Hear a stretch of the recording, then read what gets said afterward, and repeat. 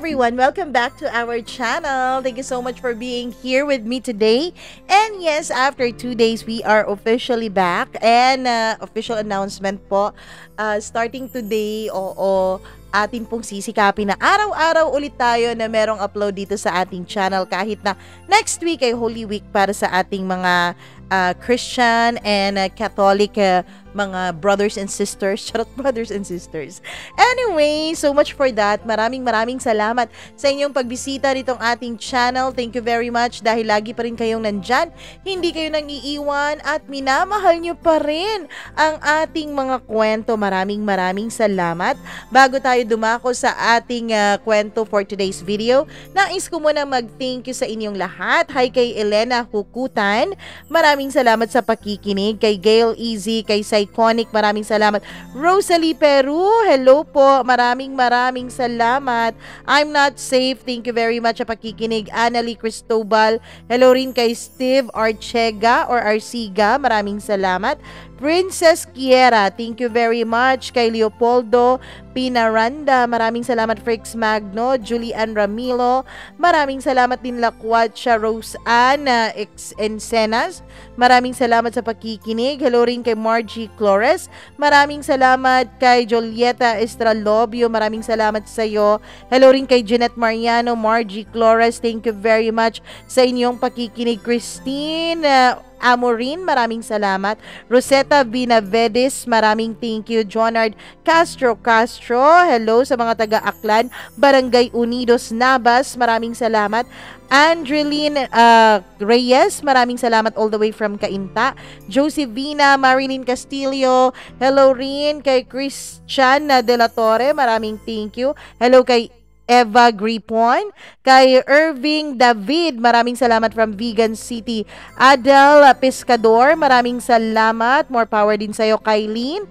Kay hello din kay Cutie Hot Mom. Syempre sa atin pong Suki na laging nakikinig sa atin, maraming salamat sa inyong lahat. Hello, ako kay Ma'am Judith McGovern and sa kaniyang husband. Thank you very much. Huwag na nating patagalin, medyo napahaba ang ating intro for today's video, kaya eto na ang ating tampok na kwento dito lamang sa Dear Mama Mia.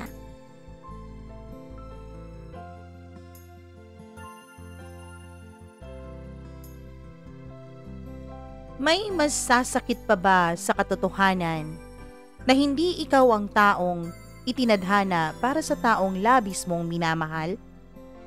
May sasakit pa ba sa kaisipang kahit anong gawin mo, hinding-hindi mo na maibabalik sa dati ang lahat? Hinding-hindi mo na mababawi ang lahat ng ipinundar mo para sa taong mahal na mahal mo. Dear Mama Mia, have you ever felt the feeling na parang hindi ka enough? Naramdaman mo na ba na parang kahit anong gawin mo, kulang na kulang pa rin? Pero ang tanong, saan ka nga ba nagkulang? Bakit ka nga ba kulang halos ibigay mo na pati ang iyong kaluluwa sa isang taong labis mong minahal at sa isang taong akala mo ay makakasama mo sa habang buhay? Mama Mia, itago niyo na lamang ako sa pangalang Rhea. I've been in a relationship with my boyfriend for 10 years. Isang dekada. Isang napakahabang dekada. Isang dekadang puno ng pagmamahal, puno ng paglalambingan, puno ng mga pangarap para sa kinabukasan. Nag-umpisa kaming dalawa bilang magkaibigan. Sweet kami sa isa't isa kahit magkaibigan pa lang kami. Nakikita kong mabuting tao siya. Pinapakita niya sa akin at sa lahat ng mga kaibigan namin na isa siyang taong papangarapin mo na makasama habang buhay. Maraming nagkaka-crush sa kanya noon. Maraming nagkakagusto, nagpapalipad hangin. Kung minsan nga ay may mga babae pang nakikipag-close at nakikipagkaibigan sa akin para lang ilakad ko sila sa kanya. Kaya lang lahat ng yon ay hindi naman nag-work. Yung iba hanggang pagkakakilala lang. Yung iba nga hanggang ngitian lang eh.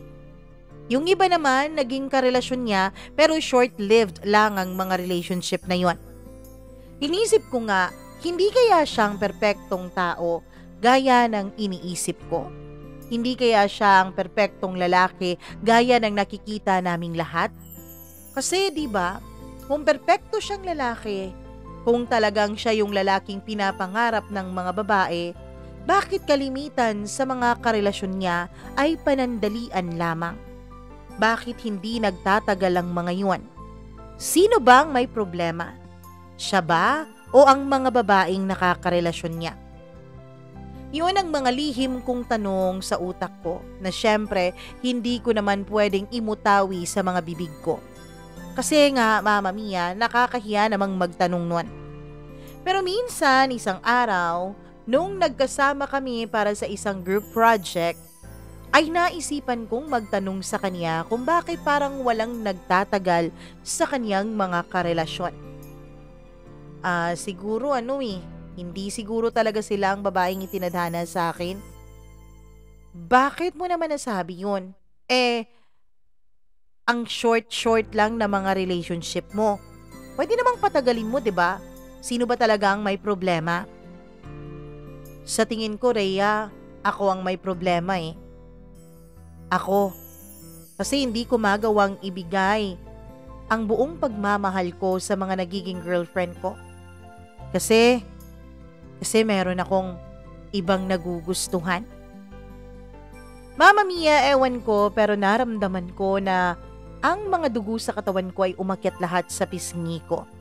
Alam ko kahit hindi ko nakikita ang sarili ko sa mga oras na yon ay pulang-pula na ako.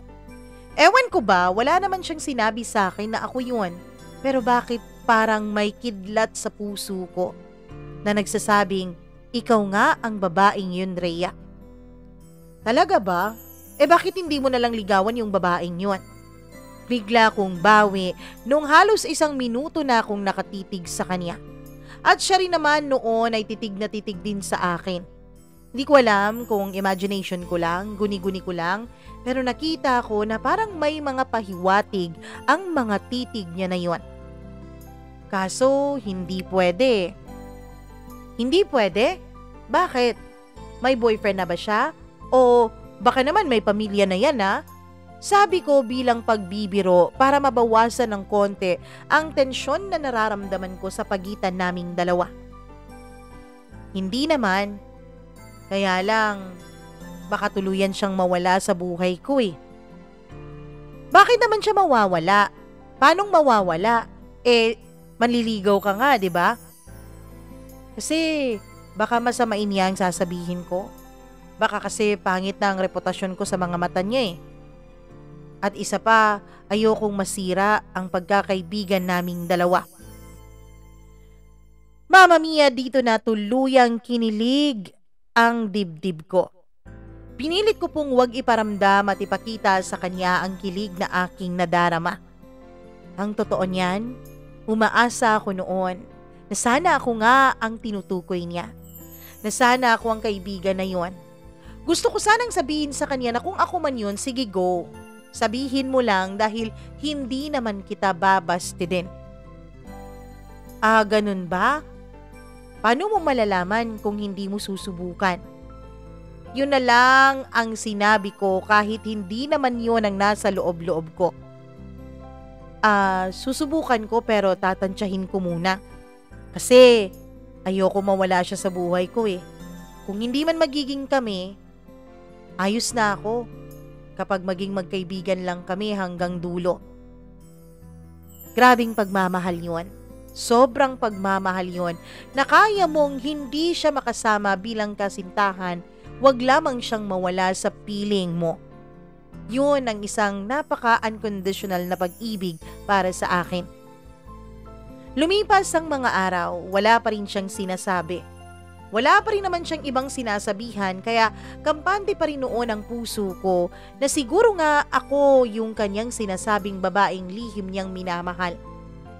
Kaso lang, nung intramural sa school namin, nagulat ako dahil kasakasama na niya ang isa sa aming mga malalapit na kaibigan.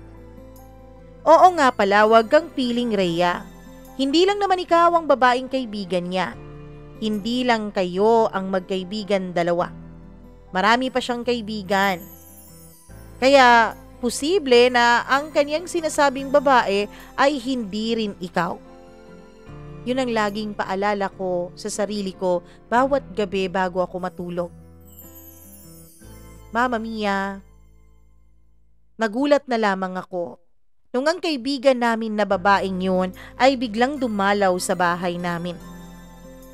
Huy Rhea, bakit ka absent ng 2 araw? Nilalagnat kasi ako eh. At saka may ubot sipon din ako. Ayoko namang mahawaan kayo at tsaka isa pa wala pa naman tayong masyadong ginagawa. Katatapos lang ng intramurals, di ba? Oo nga, pero alam mo nag-aalala ang barkada sa'yo. Lalong-lalo na si Jerry.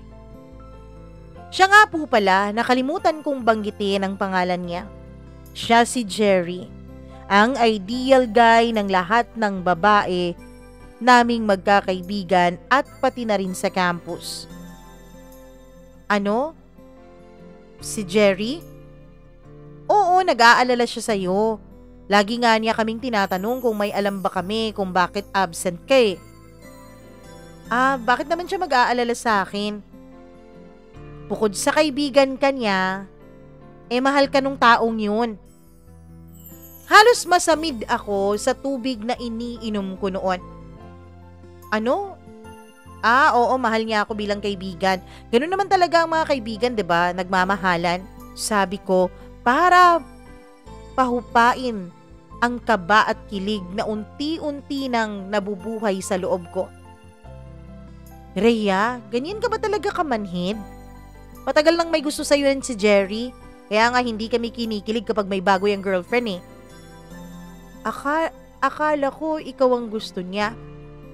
Ano? Tumawa ng malakas ang kaibigan ko. Siguro dahil nakikita mo kaming close nung entrams, no? Alam mo ba, pinaplano niya kung paano magtapat sa'yo. Kaso nga lang, napakatorpe nung lalaking yun. Mas takot siyang mawala ka bilang kaibigan niya. Baka raw kasi hindi mo siya gusto eh. Pero ako bilang babae, alam kong gusto mo rin si Jerry. Kaya wag ka nang pakipot dyan. Kung ako sa'yo, magbihis ka na, pumunta na tayo ng school dahil meron pa tayong 2 subject na natitira. So sobrang ka-excitedan ko, Mama Mia, halos hilahin ko na ang oras para lang makarating kami agad sa paaralan.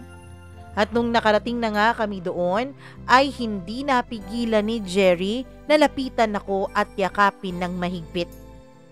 Buti naman, Rhea, at pumasok ka na. Nag-aalala kami sa iyo eh. Tsaka hindi kami makapunta sa inyo. Alam naman namin na strict ang parents mo. Mama Mia, naramdaman ko nga nung buksan ng kaibigan ko ang mga mata ko na oo nga, masyadong concern sa akin si Jerry mula nung una pa kaming magkakilalang 2. Lagi siyang nandyan sa tuwing meron akong kailangan. Kapag namumroblema ako sa klase, lagi niya akong tinutulungan. Kapag may mga project akong hindi natatapos, ay siya ang tumatapos sa mga yun. Kapag namumroblema rin naman ako sa pamilya ko, ay laging nandyan si Jerry para damayan ako. Oo nga't marami kaming magkakabarkada. Pero si Jerry lang ang bukod tanging close na close ko sa kanilang lahat. Jerry, may gusto ka bang sabihin sa akin? Bigla akong natanong sa kanya isang araw. Ano? Jerry, sabihin mo na. Sinabi na sa akin ng mga kaibigan natin eh. Mama Mia, alam kong mali. Mali na pinangunahan ko siya, kaya lang torpe siya eh. Walang mangyayari kung maghihintayan kaming 2. Hinawakan ko ang kamay niya dahil naramdaman ko ang pagkabalisa niya. Walang magbabago, basta sabihin mo kung anong nasa loob mo. Huminga ng malalim si Jerry. Siguro mga 5 buntong hininga muna siya bago niya naumpisahang sabihin sa akin ang tunay niyang nararamdaman. Pasensya ka na, Rhea, ha? Hindi ko magawang sabihin sa'yo eh. Kasi natatakot ako na baka magbago ang tingin mo. Natatakot ako na baka hindi mo na ako kaibiganin pa. Alam ko kasing wala pa sa puso mo at sa isip mo ang pagkikipagrelasyon eh. Jerry, gusto din kita. Hindi pa siya natatapos sa kanyang sasabihin ay sinabi ko na agad yon dahil marami pa siyang paligoy-ligoy, Mama Mia. Ayoko nang ganun eh. Mas lalo akong natitense. At nun nga ay agad niya akong niyakap. And just like that, we became lovers from friends. We became college sweethearts. Some would say na match made in heaven daw kaming dalawa. Lagi nilang sinasabi na bagay raw kami at maswerte kami ni Jerry sa isa't isa. Gaya ng sabi ko, Mama Mia, Jerry was an ideal guy. And napatunayan kong totoo nga ang iniisip naming lahat sa kanya. Ideal guy talaga siya dahil napaka-sweet niya at napaka-loving niyang boyfriend. Napakabait din niya, napaka-charismatic, napaka-caring, and napaka-endearing. Halos nasa kanya na nga ang lahat ng hinahanap ko. Nasa kanya na lahat except for one thing. Sabi nga nila, there's nobody in this world who's perfect. At naniniwala ako doon. Dahil may bukod tanging katangian si Jerry na masasabi kong hindi ko nagugustuhan paminsan-minsan. Mama Mia, si Jerry po ay hindi po umaalis sa kanyang comfort zone. Parang gusto niya lagi na nasa safe zone siya. Ayaw niyang mag-take ng risk. Ayaw niyang sumugal. Lagi niyang sinasabi, kesa naman malugi pa siya o kesa naman magsisi pa siya, hayaan na lang daw niya ang kapalaran na siyang humusga. In short, Mama Mia, ayaw niyang nahihirapan. In other words, takot na takot siya na mag-commit sa isang bigger responsibility. At isa na nga sa nagiging problema namin, Mama Mia, ay ang pag-commit niya sa akin fully. Like to the highest level of commitment. Like marriage. Kasi naman, di ba, Mama Mia, 10 years na ang relationship naming dalawa. 10 taon. Natapos na kaming dalawa sa college, nakapagtrabaho na, stable na, na-promote na at lahat-lahat. Pero hindi pa rin yan nile-level up ang relationship namin. Ewan ko kung ako lang. Basta ako, parang may timeline po ako sa sarili ko. Hindi na kasi ako bumabata at gusto ko pang magkaroon ng malaking pamilya. Ang pamilya kasi namin, Mama Mia, ay maliit lang. 2 lang kaming magkapatid at parehong solong anak pang mga magulang namin. Tapos yung kapatid ko bakla pa. Kaya malabo na magkaroon siya ng pamilya at mga anak. Naiinggit ako sa tuwing yung mga kaibigan ko ay nagkakaroon ng family reunion tuwing Christmas. Kapag nakikita ako sa pictures na ang saya-saya nila, ang dami-dami nila, ang dami-daming bata na nagtatakbuhan, naiisip kong sana ako rin makaranas ng ganon. Kaya lang, Mama Mia, ayaw namang i-level up ni Jerry ang relationship naming dalawa. Takot na takot siguro siya sa mga responsibilidad na kaakibat ng pagpapakasal. Unlike me, napaka-open and napaka-vocal ko po sa plano namin, sa future namin together. Ang totoo, alam ko nagmumukha na nga akong obsessed sa kakadaldal ko tungkol sa magiging kasal naming dalawa. Mama Mia, ang totoo niyan, ilang beses ko na rin siyang sinendan ng mga pictures of proposal, pictures of wedding ceremonies, wedding receptions, o videos na nakikita ko sa Facebook. Pati nga mga simple lang na mga uri ng kasal ay pinakita ko na rin sa kanya. Kung takot siya sa gastos dahil ang alam ko ay medyo matipid ang boyfriend ko, ay ayos lang naman sa akin yun eh. Pwede naman akong mag-ambag para sa gastusin sa magiging kasal namin. O pwede rin kung gusto niya at ayaw niya ng malaking gatherings, pwede rin naman na intimate. Ang gusto ko lang talaga noon ay masimulan ang future namin together. Mama Mia, for 10 long years of being together, I could really envision myself wearing a white wedding gown as I walked slowly down the aisle. while he is waiting for me in a black tuxedo beside the altar. Lagi ko po yung napapanaginipan. Lagi ko yun pong naiisip. Ano kayang pakiramdam kapag naglalakad na ako sa gitna ng aisle tapos nag-aantay sa akin si Jerry sa may altar at maluha-luha pa ito? Kapag nakakakita ako ng videos ng mga ikinakasal, ini-imagine ko ang sarili ko at si Jerry na nandoon at nagpapakasal at nag-a-I-do sa harapan ng Diyos. Yun lang naman talaga ang natatanging pangarap ko. I could already picture the both of us having a happy and contented family. Obsessed na obsessed siguro ako pakinggan sa inyo. Pero napakasigurado ko na po na si Jerry na ang gusto kong makasama sa buhay ko. Ang totoo niyan, hindi naman po si Jerry ang una kong boyfriend. Meron naman akong shared ng mga relationship kahit na strict ang parents ko noong nag-aaral pa ako. Siyempre, isa rin naman ako sa mga estudyante at mga kabataan na medyo rebelde sa mga magulang. Oo, sumusuway ako sa mga magulang ko noon at nakikipagrelasyon ako lingid sa kanilang kaalaman. Pero hindi ako sigurado sa mga lalaking yon. In fact, Mama Mia, konting pagkakamali lang nila ay agad-agad na akong bumibitaw. Agad-agad na akong umaatras at nakikipaghiwalay. Pero iba pagdating kay Jerry. Ewan ko ba, mula nung naging kami, ay siguradong sigurado na ako na siya na ang gusto kong magiging ama ng mga anak ko. Napakasigurado ko na siya ang papakasalan ko. Our future has already been planned out in my mind. Nakaplano na lahat. In fact, Mama Mia, unti-unti na po akong nag-invest ng money ko for the expenses of our wedding. Oo, totoo. Para po akong lalaki na naghahanda na magpakasal sa kanyang nobya.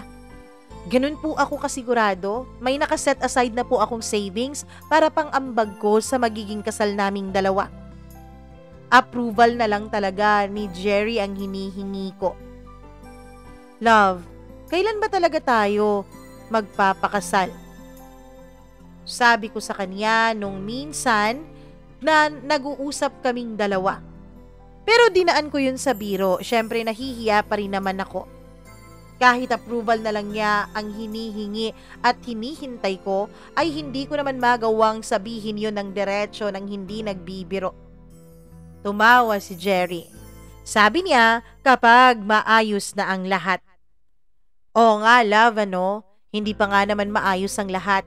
Sabi ko sa kanya para bawi na rin dun sa pagkapahiya ko. Isang araw, Mama Mia, habang uma-attend kami ng kasal sa isa naming kaibigan, ay bigla kong naitanong sa kanya. Magkatabi kasi kami noon sa simbahan. Pareho kaming walang part sa kasal na yon kundi bisita lang talaga. Hindi naman namin ka-close masyado yung isang kaibigan namin. More of like kakilala lang, kaya naimbitahan kami. Love, ano kayang feeling ng maikasal, ano? Bigla akong pasaring sa kanya. Naging confident ako na itanong yun sa kanya, Mama Mia, dahil wala naman po kaming katabi sa upuan nung simbahan noon. From having a winsome face, Mama Mia, nakita ko talaga na biglang nagbago ang mood ni Jerry nung mga panahon na yon. Parang umasim ang kaniyang mukha. Which expected ko naman na talaga. Love, mamaya na yan, okay? Makinig muna tayo dahil may ikinakasal. Sabi niya. Hindi lang po doon natatapos ang usapan namin sa ganon. Hindi lang po doon natatapos ang pagpaparinig ko sa kanya. Minsan nga habang nasa bahay kami at may tinatrabaho siya ay bigla kong naitanong sa kanya yon sa isang malambing na paraan. Love, ano kayang feeling na maikasal, ano? Tanong ko ulit sa kanya. Ilang linggo yun matapos ko yung unang naitanong sa kanya dun sa kasal ng isa naming kakilala. Sa panahon kasi na yun ay nanonood po ako ng mga wedding videos sa YouTube. Eto na naman siya. Bigla na namang nagbago ang mukha niya. Love, work na muna ako ha. Pag-iiba niya ng topic. Lumunok na lamang ako ng sarili kong laway, Mama Mia. At sinarili ko na lamang ang pagkadismaya ko sa naging sagot niya ulit. Sure, namalat ang boses ko nung sabihin ko yon. Sige, papasok ka pa ngayon, 'di ba? Mag-ingat ka sa work mo ha. I love you. Sabi ko, and I gave him a peck on his cheeks before he went to his work. Nang makaalis siya ay hindi ko maiwasang sumikip ang aking dibdib. Eto talaga usually ang mga response na nakukuha ko mula sa kanya whenever I opened up something about marriage. Hindi ko naman po sinasabing hindi ako mahal ni Jerry. Dahil ramdam ko naman, Mama Mia, na mahal niya ako. Lagi pa rin naman siyang sweet, caring, maalaga sa akin. Kaya lang, Mama Mia, pagdating sa usapang commitment ay nag-iiba talaga si Jerry. Oo, committed kami to each other. Committed kami sa pagiging mag-boyfriend at girlfriend. Kaya lang, sino ba namang babae ang ayaw na pakasalan ng lalaking kaniyang minamahal? Ng lalaking kaniyang pinapangarap na makasama niya sa habang buhay? Mama Mia, nakita ko po ang pagbagsak ng mga balikat niya kapag tinatanong ko yon. Pansin na pansin ko kung paano niya iwasan ang mga tingin ko. Pansin na pansin ko kung paano nagbabago ang ekspresyon ng kanyang mukha, pati na rin ang mood niya. Kung paano ito pumapangit kapag ino-open up ko na naman ang topic tungkol sa marriage. Lahat ng yun, Mama Mia, lahat ng yun ay enough signs na para sabihin sa akin na hindi pa talaga siya handa tungkol sa pagpapakasal. Ni hindi pa nga siya handa para pag-usapan namin ang mga bagay na yon. Buti pa nga yung mga teenager na naglalampungan, naglalandian at nagiging mag-boyfriend at girlfriend eh. Kasi kahit walang kasiguraduhan, nagpaplano na sila ng magiging kasal, ng magiging pamilya at pinag-uusapan na nila yon. Kaming dalawa ni Jerry, we have everything. Almost everything. We have stable jobs, kaya na naming suportahan ang mga sarili namin. Pero siya itong umiiwas sa usaping pagpapakasal. Mama Mia, we've been in a relationship for a decade now. And hindi na po kami mga bata. Hindi na kami mga teenager para hindi na pag-usapan ng tungkol sa pagpapakasal. Pero I reminded myself, hindi na rin naman kami mga bata para pagtalunan at pag-awayan pa ang mga maliliit na issue tungkol sa relasyon namin. At bilang babae, gusto ko rin po sana na kahit papaano ay makatanggap ako ng assurance galing sa kanya. Alam ko merong magsasabing hindi pa ba enough na assurance na pinapakita niya sa akin na mahal niya ako. Iba po kasi ang assurance na nagagawa kapag pinapakasalan ka ng isang lalaki o kapag pinagpaplanuhan ka man lang na pakasalan. Mali po ba, Mama Mia? Mali po ba ang mag-demand ng ganitong uri ng commitment mula sa isang lalaking nakasama ko na ng 10 taon?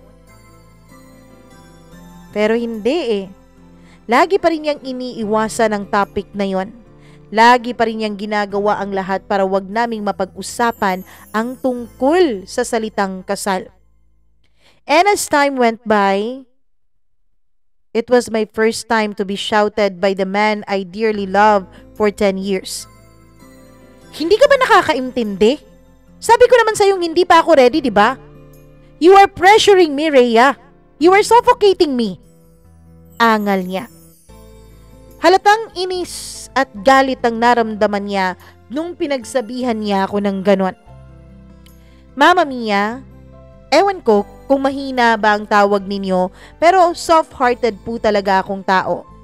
At dahil sa ginawa niya, tears silently dripped across my cheeks. For the first time in years, Jerry just raised his voice at me. And I'd never thought that it would be the starting point of how our once a happy relationship turned into a rocky one. Oo, mula nung nasigawan o sinigawan niya ako ay nagbago ang lahat sa aming dalawa. Love, may surprise ako sa'yo. Masaya kong sabi sa kanya from the other line nung tinawagan ko siya. The happiness that I felt was only a short-lived moment. Kasi Mama Mia, biglang may sumagot na isang babae sa kabilang linya. Boses ng babae ang nakausap ko at hindi si Jerry. Hello? She responded. Sino ka? Naiinis na ako at gusto ko nang sumigaw pero pinanatili kong kalmado ang boses ko. Pero alam ko, malamig na malamig ang boses ko noon na para bang isang tubig na nilagyan ng pagkarami-raming yelo.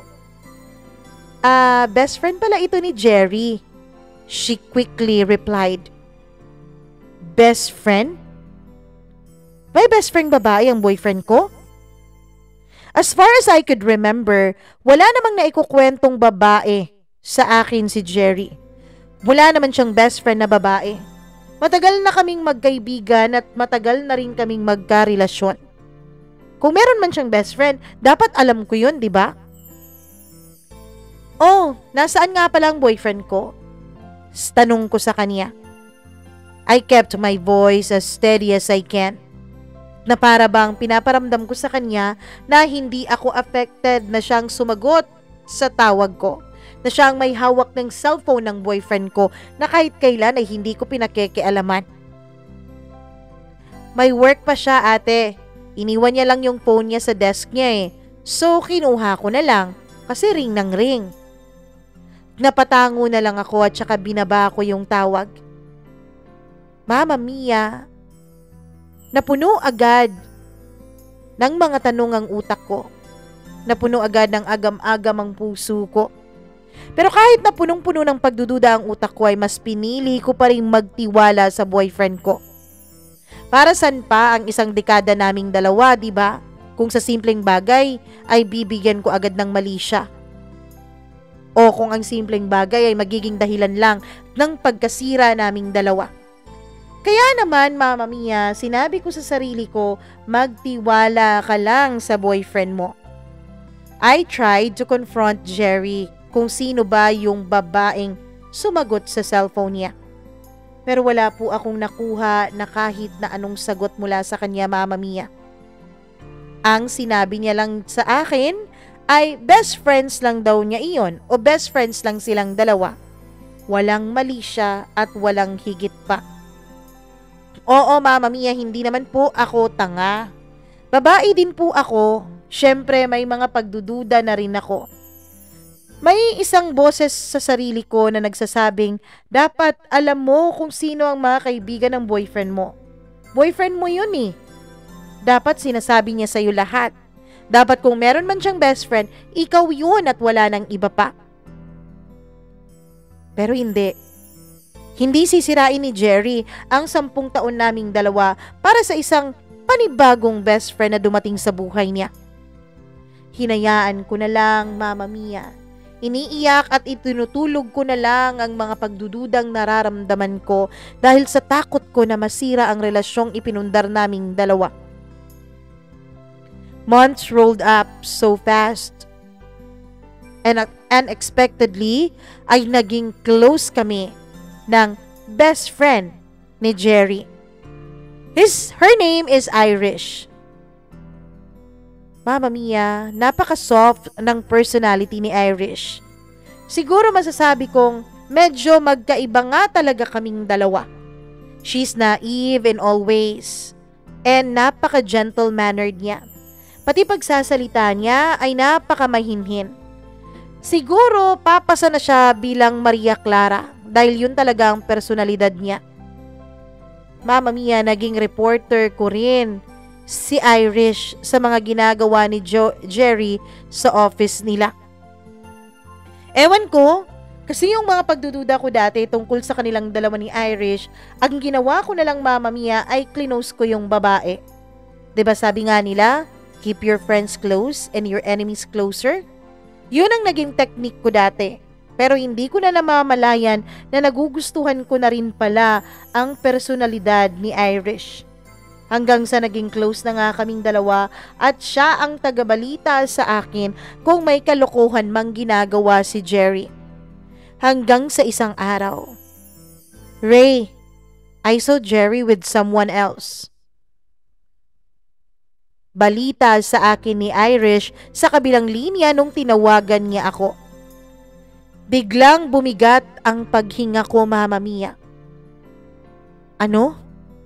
Si sino? I stuttered when I asked her the question. Narinig kong bumuntong hininga siya sa kabilang linya. Likod lang ng babae ang nakita ko eh. Pero don't you worry ha, aalamin ko kung sino man ang babaeng yon. With that statement of hers, nakuha niya talaga ang buong tiwala ko. Mama Mia, naging close at naging parang mag-best friends na rin kaming dalawa ni Irish. Naging partner in crime kaming dalawa. She kept on giving me reports about this unknown girl that Jerry is seeing with. Pero hanggang sa mga panahon na yon, hindi pa rin niya ako binibigyan ng pangalan. Hindi pa rin siya nagbibigay sa akin ng identity nung babae. Sabi niya, hindi pa rin niya kasi nahuhuli ng harapan ang babaeng laging kasama ni Jerry. Lagi lang daw itong nakikita niya na likuran lang ng dalawa ang kaniyang naaabutan. Hanggang sa isang araw, Rhea, can I open up something to you? Sabi ni Irish nung tinawagan niya ako through my cellphone. Ano ba yun, Bess? Yes, Bess na ang tawag ko sa kanya. Tinanong ko siya, my ears are ready to listen with her rants. Hindi siya agad nakasagot. Nagantay ako kung magsasalita siya sa kabilang linya. Hanggang sa narinig kong bumuntong hininga siya bago siya nag-umpisang magsalita.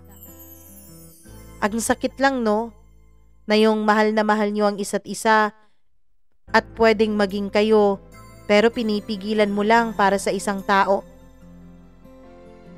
Ewan ko, Mama Mia, but my heart clenched upon hearing those words of hers. There, narinig kong humihikbi siya silently. Narinig kong umiiyak siya. Doon pa lang sa sinabi niya, ay alam ko na. Hindi naman ako tanga eh. Kinukutuban na talaga ako hanggang sa naramdaman ko na lang ang pagbagsak rin ng mga luha ko. I smiled weakly kahit hindi niya ako nakikita sa kabilang linya. Doon ko na-realize, kaya pala hindi namin mahuli-huli kung sino yung side chick ni Jerry.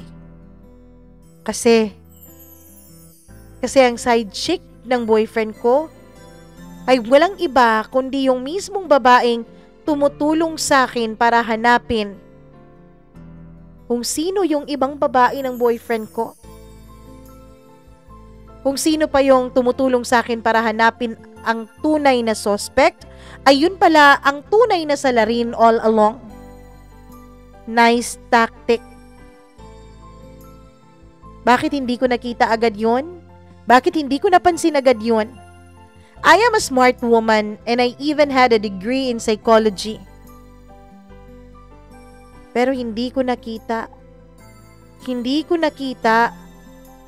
na may iba palang agenda si Irish kung bakit siya nakipag-close sa akin.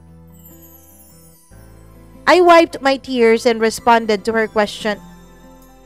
Pwede mo namang iparamdam yung nararamdaman mo, pero hindi mo pwedeng ipilit ang gusto mo.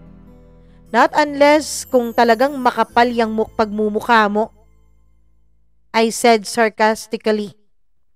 With that, hindi ko na po siya hinintay na makasagot pa sa mga sinabi ko. Binaba ko na agad ang tawag na yon. Upon ending the call, Hindi ko po namalayan na kusa na palang tumutulo ang mga luha sa mga mata ko.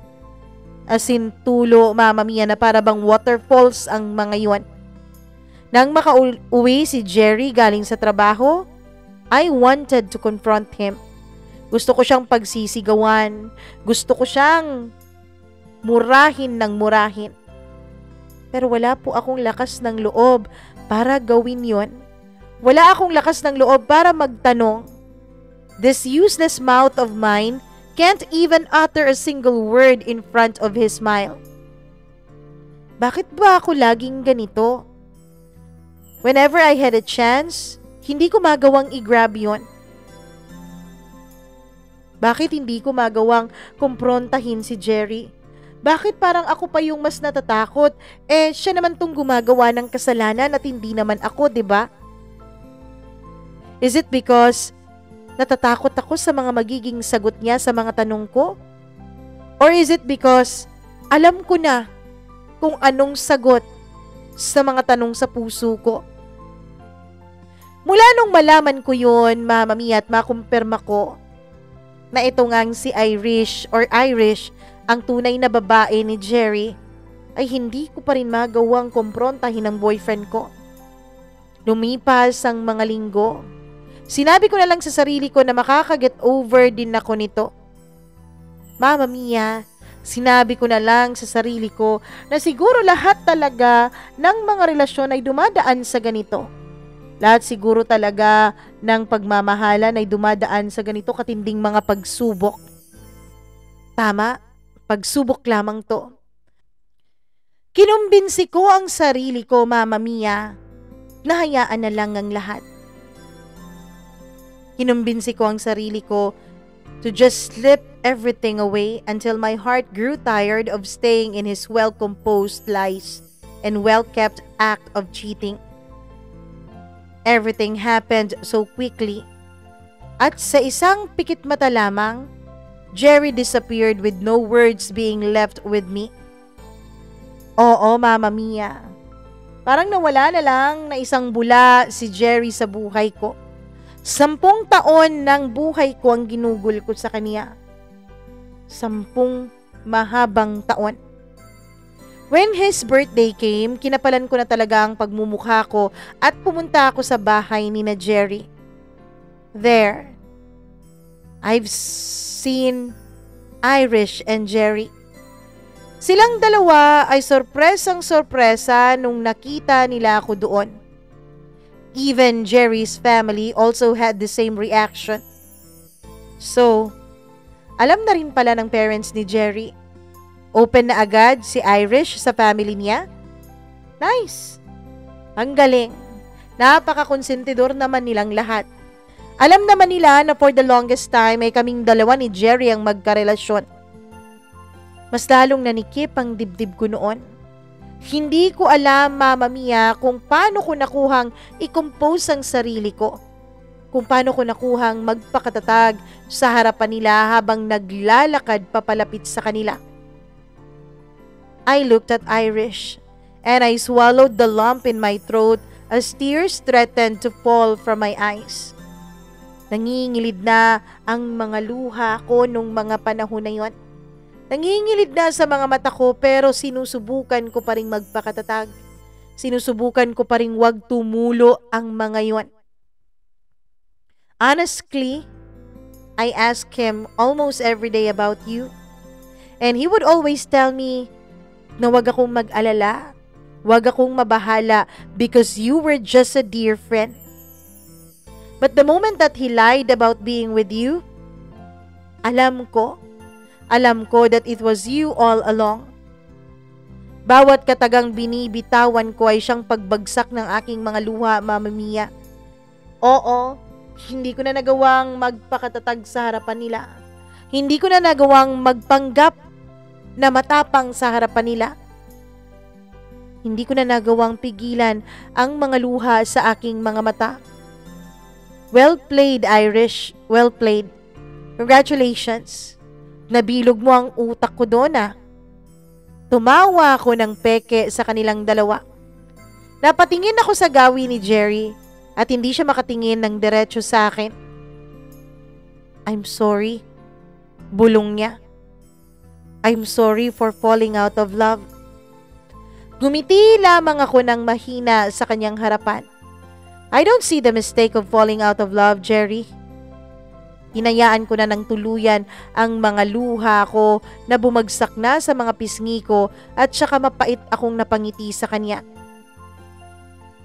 Walang mali kung hindi ka na nagmamahal. Walang mali kung isang araw mawala na lang bigla ang pagmamahal mo sa isang tao. Alam mo kung ano yung mali? It is when you did not close our relationship properly.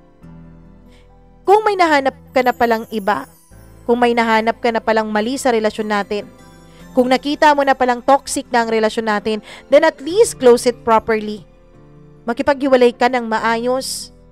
Sana tinapos mo ng maayos rather than being with another woman first. Patatanggap ko naman na may iba kang babae. Pero sana, hiniwalayan mo muna ako. Kung hindi mo na ako mahal, sana hiniwalayan mo muna ako.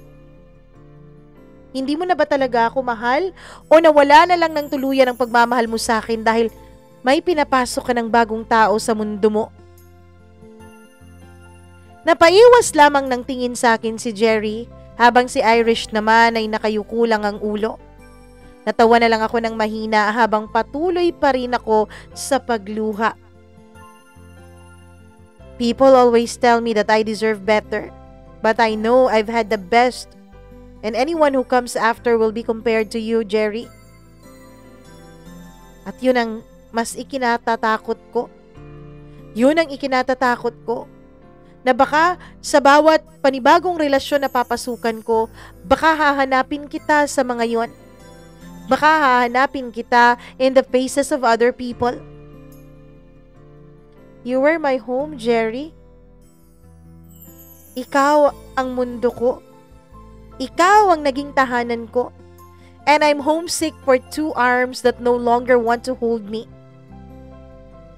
Pinahiran ko ang mga luha sa mga mata ko at tinitigan ko silang dalawa. Honestly, hindi pa ready ang puso kong mag-let go, Jerry. Pero wala naman akong choice, 'di ba?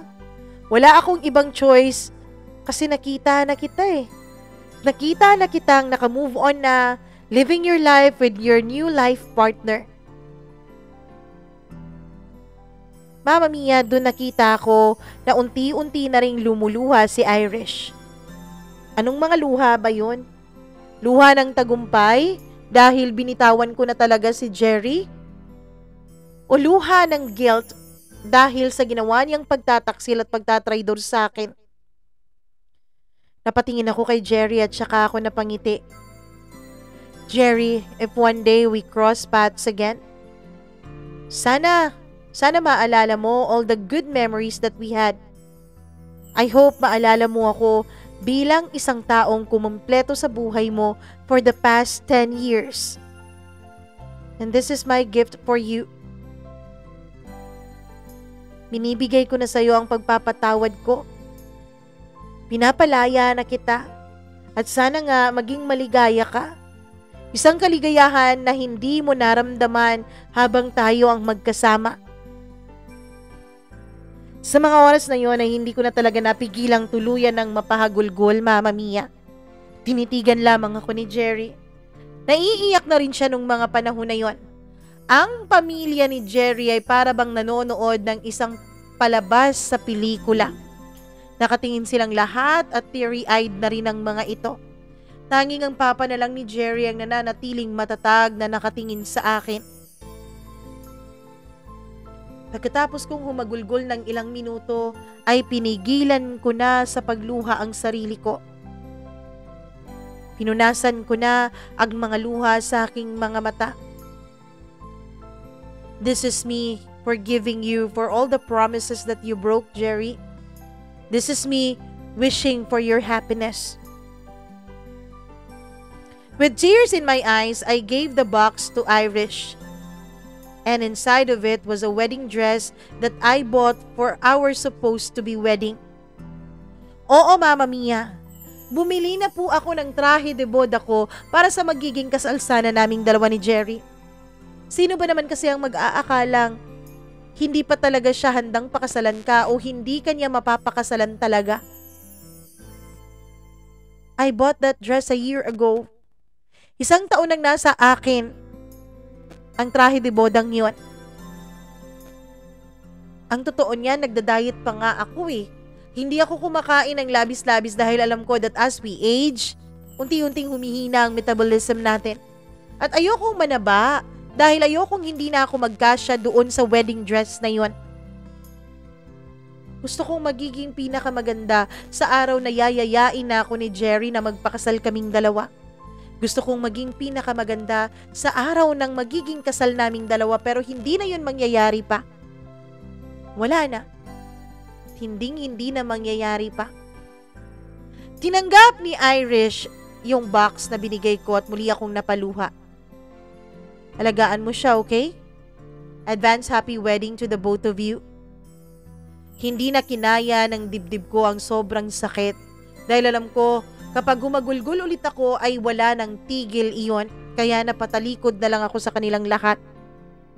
At yun po ang pagtatapos ng love story naming dalawa ni Jerry.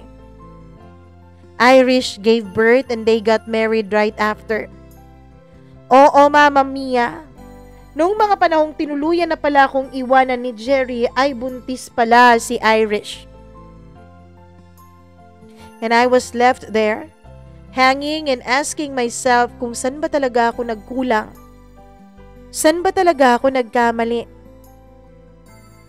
Somehow, Jerry managed to permanently destroy a small part of me.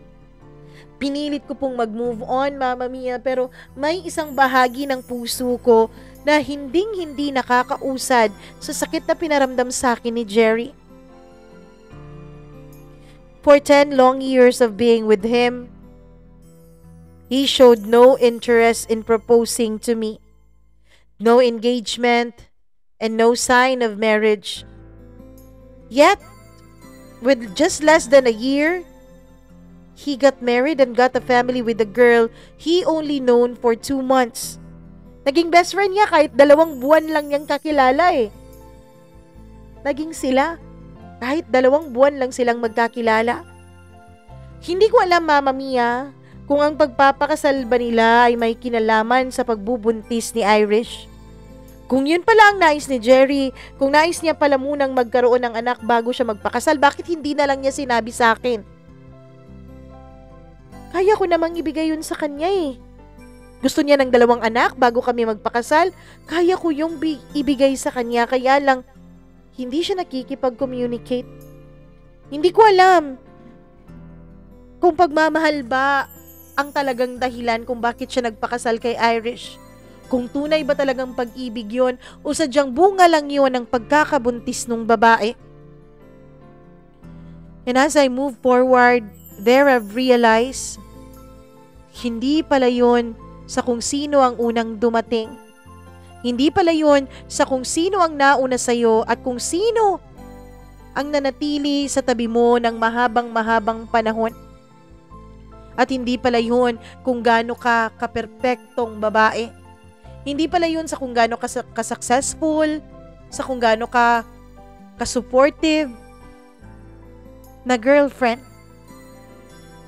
Kasi kahit ikaw pa ang pinaka-perpektong babae sa mundo, kahit ikaw pa ang pinakatamang babae para sa kanya, if he doesn't see you as his wife, he will never ever keep you. Kahit gaano pa kayo katagal. Too bad kasi I was already late, or it was already late for me to realize that a man already knows if a woman is worth marrying in just a span of weeks or even months. Too bad, Mama Mia, na it took me 10 years. 10 years ang sinakripisyo ko para sa isang lalaking wala naman palang plano para sa akin. Sad lang, nakakalungkot lang dahil hindi pala ako ang babaeng yun. Hindi pala ako ang babaeng makakasama niya habang buhay. Hindi pala ako ang babaeng nakikita niya sa kanyang hinaharap. Sa akin lang siya nagtagal pero hindi akong babaeng nakikita niyang pakakasalan. Pinagtagpo lang kaming dalawa pero hindi naman kami tinadhana para sa isa't isa. At yun ang isang napakasakit na katotohanan. Sa ngayon, Mama Mia, I'm still moving on with my life kahit magdadalawang taon na ang nakalipas mula nung saktan niya ako, mula nung iwan niya ako, mula nung piliin niya ang girl best friend niya. Mama Mia, hindi ko alam kung hanggang kailan ko mararamdaman ng sakit. Hindi ko alam kung hanggang kailan ako makaka-move on. Kung hanggang kailan matatapos ang lahat ng mga what if sa utak ko. Hindi ko alam kung hanggang kailan bago pa ako makabangon. Sana lang sa pagbabahagi ko ng kwentong ito dito sa programa mo, sana lang unti-unti ay mababawasan ang sakit. Sana lang kahit papaano ay makamove on na rin ako. Sa mga katulad ko na nagmo-move on ngayon, sabay-sabay nating ipagdasal ang isa't isa na sana atin ring malagpasan ang lahat ng to.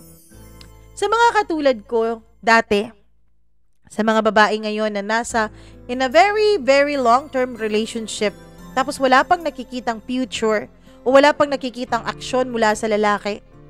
Walang plan of proposal, walang plan of marriage or wedding. Mag-isip-isip ka na, te.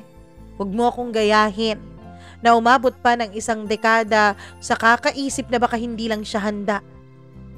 Kasi kung secure naman na kayong dalawa, kung stable naman na ang trabaho ninyo, at kung matagal na rin naman kayong magkakilala at wala pa siyang plano, baka wala talaga siyang plano kahit kailan.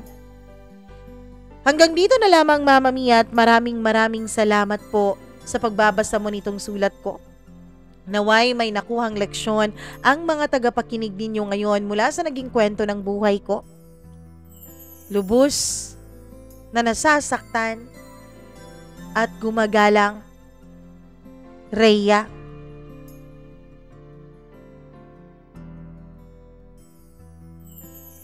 Nako naman, eto na naman tayo sa mga ganyan na mga taong na-fall out of love.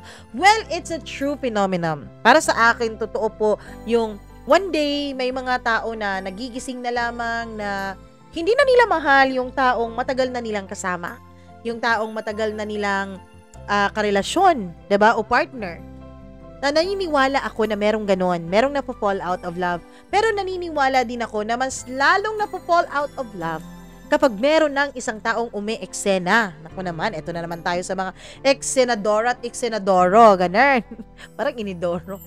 Well, nababagay naman sa ganun, Ilang beses ko nang sinabi dito sa programa natin na kung hindi mo na mahal ang isang tao o kung hindi mo nakikita ang future na kasama siya, sana maging honest ka. Be man enough or be a decent person enough para sabihin mo sa taong yun na, hey, hindi ikaw ang nakikita ko sa future ko. Hey, wala akong plano sa ganito. Kung gusto mo ng pamilya, gusto mo ng magpakasal, gusto mong maglakad sa altar, hindi ko plano ang ganon. Kaya, kung hindi mo matanggap yon, maghiwalay na lang tayo. Ganon. Hindi yung paaasahin mo, hindi yung sasabihin mong hindi ka pa handa. Pero kasi kapag sinabi mong hindi ka pa handa, ang isip nung isa ay baka magiging handa siya sa susunod na buwan. Baka magiging handa siya sa susunod na taon, sa susunod na linggo, sa susunod na araw. 'Di ba? So sana man lang mag-isip kayo, sana man lang isipin niyo yung sakit na idudulot mo sa isang tao kapag binetray mo yung trust nila, kapag niloko mo, kasi hindi talaga madali ang maloko. Masya-shatter talaga ang buong mundo mo. Pero ako, ewan ko sa iba, ako naniniwala talaga ako sa karma Kapag may sinaktan kang tao, kapag may isang taong lumuluha ng labis ng dahil sa'yo, pagbabayaran mo lahat ng yon sa pagdating ng panahon. Kung hindi man ngayon, mas matakot ka. Kung mas matagal maningil ang karma, kasi ibig sabihin, malaki na ang interest nun. Parang Bombay yung karma. 20% interest every month. Charot.